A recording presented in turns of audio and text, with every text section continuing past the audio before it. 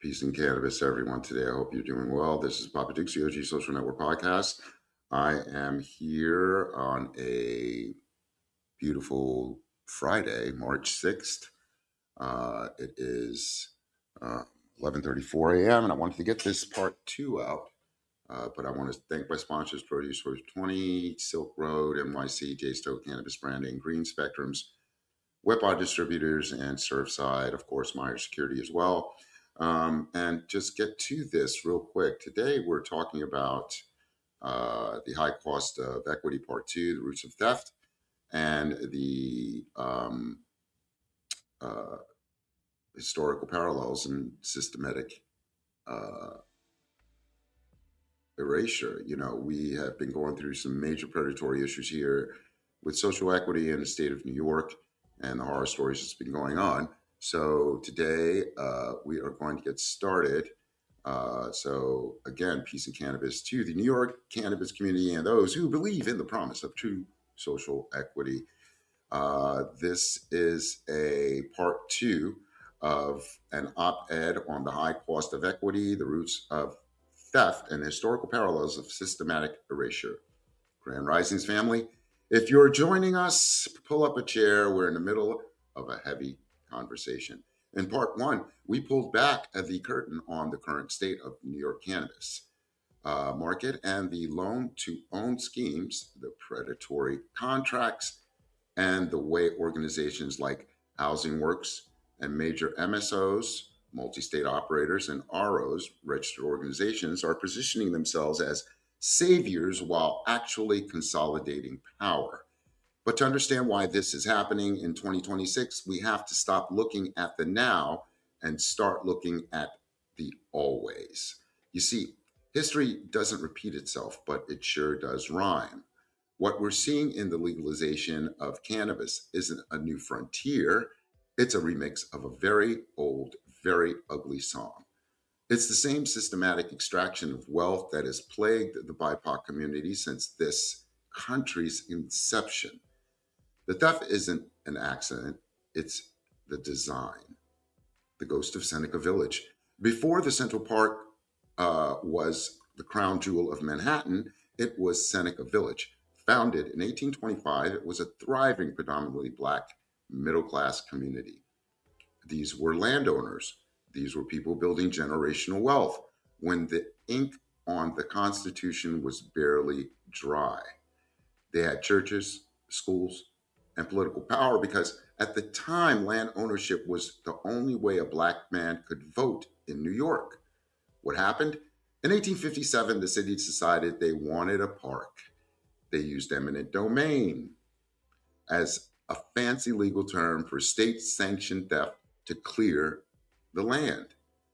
They paid the residents a pittance on pennies on the dollar and scattered that wealth to the winds. The physical erasure was so complete that for a century, people forgot Seneca Village even existed. Fast forward to 2026, instead of eminent domain, the state issues social equity licenses. They promise the primal real estate of the cannabis market to those harmed by the war on drugs. But when the state fails to provide the promised capital and big corporations step in with predatory management agreements, they result in the same.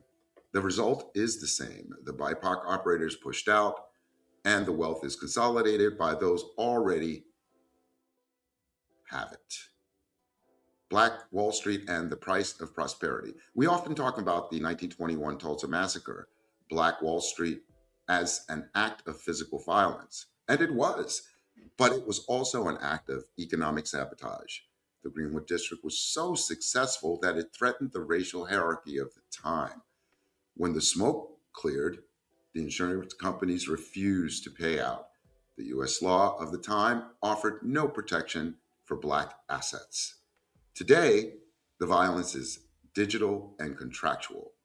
When a social equity licensee signs a deal with an RO, registered organization, or an MSO, they aren't being met with torches. They're being met with 100-page contracts designed to ensure they fail. These agreements often include liquidation preferences and controlling interest clauses that effectively strip the licensee of their business the moment a single payment is missed. This is the Trojan horse of legalization. The law says social equity, but the fine print says corporate takeover. We are seeing a 2026 version of Rosewood or Seneca Village, where the community builds the value, but the systemic structures ensure they cannot keep it. The politics of the 2026 midterms. As we head into the midterms, the political theater is in full swing. Candidates are lining up to talk about the social justice and restorative economic policy. But let's look at the facts.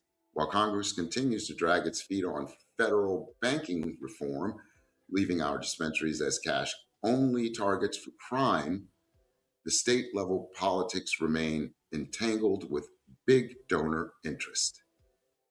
The politicians love the equity branding because it wins votes in the Bronx and Brooklyn. But notice how quiet they get when you ask about the lack of low interest state loans or why the DASNY, Dormitory Authority of State of New York, program has been such a bureaucratic nightmare. The Constitution supposedly protects property rights, but those protections seem a lot thinner when the property owner has legacy background. Okay, when they have a legacy background. This is a must listen for everyone who thinks social equity is a finished job just because a few shops are open. As I often say on the podcast, we are being used as a political prop while the real money is funneled to the same old circles. The Trojan horse, when help is a trap. Let's talk about the specific predatory practices currently at play. We've seen organizations that claim to support the community proposing business agreements that are essentially loan to own traps. They provide the initial capital and the compliance expertise, but the interest rates are astronomically, and the managed fees eat up every cent of profit. If a BIPOC entrepreneur isn't educated in the nuances of corporate law, they are essentially signing their own eviction notice. This is a deliberate assault on our ability to gain generational wealth. By binding those who are not traditionally educated in high finance maneuvers to these lopsided deals, corporations ensure that the wealth extracted from our communities stays in their boardrooms. Who are the culprits? It's not just the MSOs, it's the lawyers who represent both sides of the deal. It's the consultants who charge $10,000 a month to mentor people they are actually leading into a debt trap. It's a game of musical chairs, and the music is about to stop. Why does this persist? Why, in 2026, are we still fighting the same battles they fought in 1857 and in 1921? It persists because the American economic machine is fueled by extraction of labor and value from the marginalized communities. In the cannabis industry, our culture and our lived experience are the fuel, but the owners want to be the ones driving the car. That's capitalism for you. The US law framework is still weighed toward those with the capital to litigate. If the social equity licensee gets screwed by an MSO, they don't have $200,000 in legal fees needed to fight back in court. The system knows this. The predatory practices are built on the assumption that we won't stop. We won't, we won't fight or we can fight. Whiteness became equivalent with profit and property. Blackness became synonymous with poverty and debt. As the research shows, this isn't just a quote, it's a business model for those who want to monopolize the New York market. Looking forward, a call to vigilance. So, where does this leave us? It leaves us with a need for radical suspicion.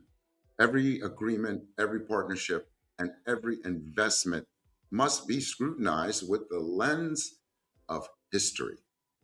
We cannot afford to be the next Seneca Village. We cannot allow the wealth generated by the legalization of a plant our people were persecuted for to be siphoned off by descendants of those who did the persecuting. In part three, we're going to talk about the solutions, how we build our own tables, how we educate our community to read the fine print, and how we can finally achieve that elusive goal of generational wealth through unity and collective action. I got to tell you, everybody, I really appreciate everything about you, but I want you to know about the key takeaway points here. Historical echoes, the current displacement of BIPOC cannabis entrepreneurs mirrors the destruction of Seneca Village and Black Wall Street. Contractual warfare. Predatory management agreements are the modern day version of sharecropping, designed to ensure the landlord captures all the profit. Political theater. The 2026 midterms highlights the gap between social equity, rhetoric, and the lack of actual legislative protection for small businesses. Systematic erasure. Without careful intervention, the current cannabis boom will lead to another era of historical erasure where BIPOC contributions are forgotten. Stay tuned for part three, where we discuss how to break the cycle and claim our rightful seat at the table. Stay vigilant, stay informed, and most importantly, stay OG. Let's hope for the best in the midterms. Okay, guys, this is PoppaDukes of the OG Social Network podcast. Please remember to subscribe, follow, like, comment, and share. We are on all the social media platforms: Substack, YouTube, IG, LinkedIn, Facebook. Again, thank you so much. Our next event will be with later on today at 5 o'clock. I will be having a lovely meeting with Regent Wanda L. James. Please be on board. I am so looking forward to talking with her and discussing the future of our nation. So God bless you all very much. Thank you. And remember, we are here to support. Peace and love. God bless. This is PoppaDukes of the OG Social Network podcast. And I am out.